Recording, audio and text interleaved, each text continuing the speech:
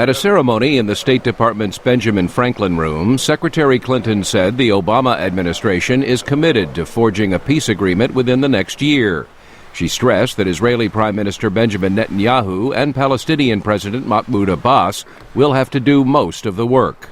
We believe, Prime Minister and President, that you can succeed.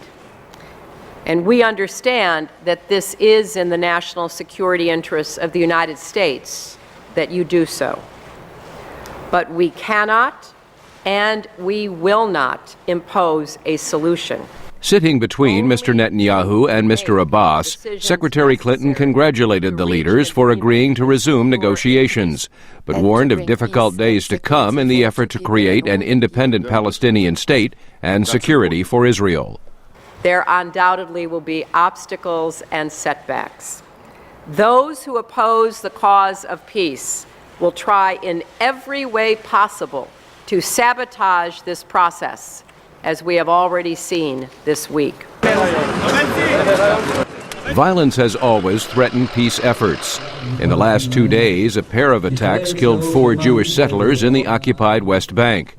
The Palestinian militant group Hamas, which rules the Gaza Strip and opposes peace talks with Israel, claimed responsibility. Prime Minister Netanyahu said such attacks threaten negotiations and highlight Israel's need for security. They seek to kill our people, kill our state, kill our peace. And so achieving security is a must. Security is the foundation of peace. A critical first test for the talks could come on September 26th, when Israel's moratorium on settlement construction in the West Bank expires. Mr. Abbas has said the negotiations will be called off if Israel fails to extend the freeze. In his remarks, the Palestinian president, speaking through a translator, made his position clear.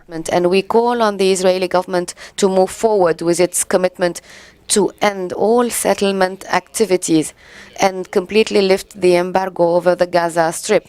The negotiations are the first since the last effort broke down in December 2008. The Obama administration spent its first 20 months in office coaxing the two sides back to the bargaining table.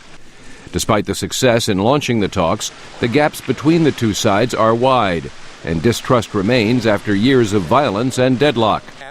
U.S. Middle East envoy George Mitchell called the first round productive and said the parties decided to meet regularly. They agreed to meet again on September 14 and 15 in the region, and roughly 2 weeks thereafter, every 2 weeks thereafter. The Palestinians want a state in areas Israel captured in the 1967 Middle East War, with East Jerusalem as its capital. Mr. Netanyahu has accepted the idea of a Palestinian state, but with significant conditions and without East Jerusalem. Meredith Buell, VOA News, Washington.